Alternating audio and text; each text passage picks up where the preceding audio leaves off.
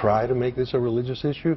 The President of the United States, the administration, has said that even if you're a Catholic hospital or a Catholic university, you can't live your beliefs.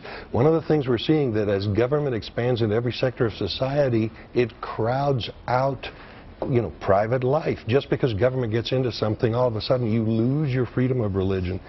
I think it is a But does that fairly represent the White House view on this? It doesn't represent the Catholic view either. I'm a Catholic. I think the Constitution got it right. Protect religious liberty. But if my church wants to start being an insurance company, if my church wants to be an internet company, it doesn't have the same religious freedoms to discriminate against women, not letting them become priests, and it shouldn't have the same rights as it has as a church to do business. So if it wants to be in the business of providing health insurance, it should do what every other health insurer must do under our laws. But isn't it voluntary? Isn't it voluntary that you go to a Catholic university? Isn't it voluntary that you choose a Catholic hospital? So all of a sudden, listen, I've had so many people. Excuse me, Congressman. No, I'm not. What I was going to try to tell you is that there's so many people. You know what? I agree. Women should have the right to contraception. But there's choice in this country about how you live and what you believe in. We shouldn't limit religious liberty to achieve. But is there a distinction between paying for something and making it available? Yeah, but in the poorest neighborhoods in this country, the Catholic service providers are doing incredible work, and they're doing it out of a sense of religious devotion. And if the government tells them you can't do it you can't do, what the government is telling them, the Obama administration had a perfectly available option to say, okay, you're not going to provide contraception, but do it as other states like Hawaii do it. Just tell people where to go. That way we square it with what you want to do, with your convictions, and we're realistic. But the government, I think in an act of bureaucratic greed, said it's our way or the highway. Listen, the idea that the Catholic Church is being forced to do something that as a church it does not want to do is a misnomer. The initial exception in here is that the Catholic Church, that somebody that is providing the service of being a church, that's operating the church, they're already exempt from this. The question is, as the congressman says, when you want to become a health insurance provider, you must follow the rules of providing health insurance. And in this country, that means that you have to cover contraception. And 80% of Americans agree with that. This fits into, you guys want to make this only about religion, but listen, Mitt Romney is campaigning, saying that he would like to he would like to end all family planning support at the federal level. He would like to eliminate federal Title X. Rick Santorum says that he would like states to be able to make contraception illegal.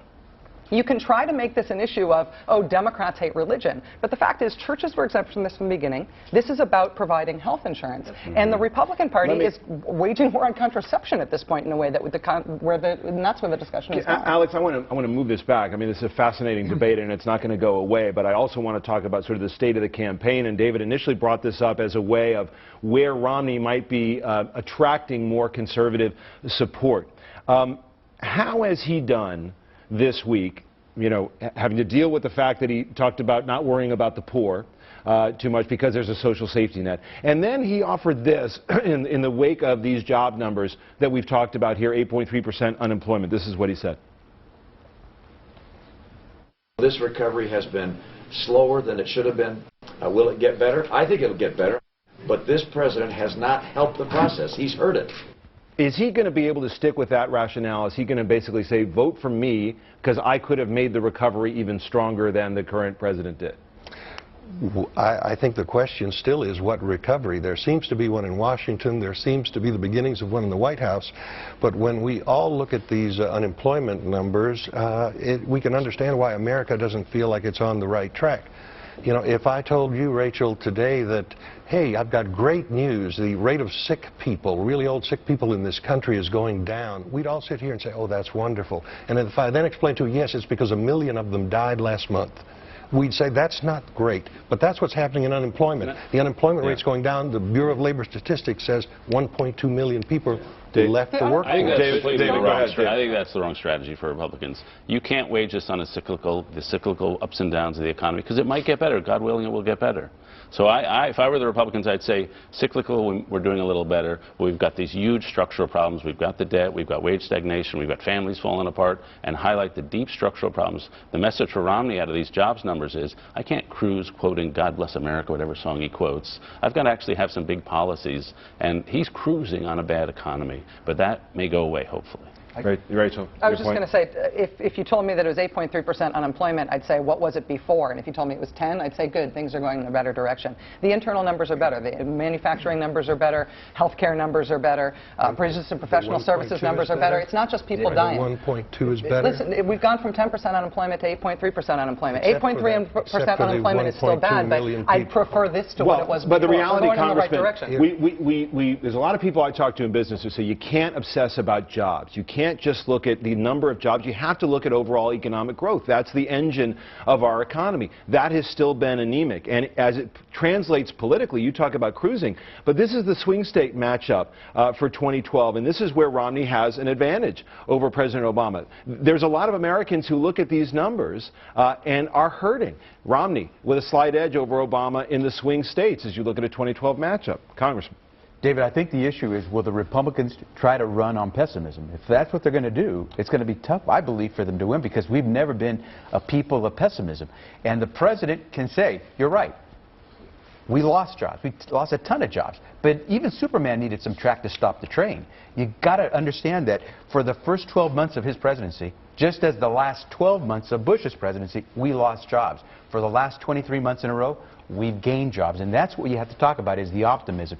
If Mitt Romney and the Republicans want to run on pessimism, let them do so. Can I, I've been fairly pessimistic, frankly, about Republican chances of winning this election. I thought Obama had an advantage for a lot of reasons. People think he's a decent man. People think that we've gone to a better place in racial relations. And even the economy has flattened out. But this campaign, for the first time, is making me think Republicans actually have a better shot than I thought. And the reason is, Republicans are making the case for growth out there, and Democrats are making the case that the biggest problem in the economy is not growth, it's maldistribution of wealth. Obama and the Democrats are talking about Mitt Romney's paycheck. Mitt Romney and the Republicans are talking about people's paychecks. I've been in these campaigns when we start talking about this guy's money, that guy's money, and voters in Congress to pass the payroll tax cut that they opposed for so long. If they're talking about Americans' paycheck, then the biggest way to help Americans' paycheck, even millionaires, is to help us pass that payroll tax cut for the rest of the year. And there isn't a strategy for growth coming out of the Democrats or the White House. But what is the Republican growth strategy, David? I mean, what is it they say would have led to a stronger recovery had a Republican been there? Well, there are big policies there. There's a big fundamental tax reform, which, believe me, the president doesn't want to do for some reason I do not understand. There's a big entitlement approach, what we call Rivlin to Medici, which is the Romney approach, give people different options. Those are big policies. And what I think the advantage the Republicans have, and I can go plus or minus on whether they're going to win this thing, is they do have big policies. The president, for whatever reason, has decided to coast on reasonably small policies. This week, a big announcement from the White House: digitalized textbooks. Big debt, big jobs problems, they're going with digitalized textbooks. In terms of a growth strategy, though, I mean, voucherizing Medicare, getting rid of the guarantee that Americans have come to expect when they get older, that their Medicare will be there for them, is not a way to deal with economic growth. There's a problem right now. And the important thing right now from the Democratic side is they're making the case, and I've hoped as a liberal that they would, that policy matters, that it does matter if you pass the payroll tax cut extension. It does matter if you have unemployment benefits, because if people run out of unemployment benefits, it's not a charity issue, it's that they become a much bigger drag on the economy. Policy matters, infrastructure spending matters, that stuff matters, and that's the stuff that the president talked about in the State of the Union. The president won't follow through on his plan, which he's talked about, which is to simplify the tax code.